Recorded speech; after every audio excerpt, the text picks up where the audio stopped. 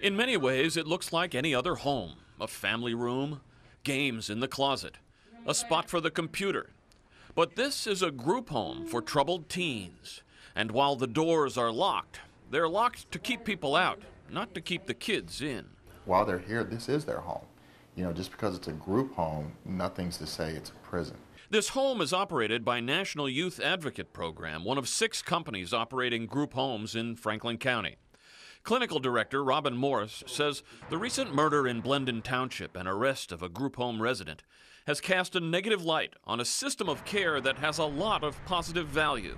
It's a complete tragedy, but it happened to a youth in group care, and that was the focus.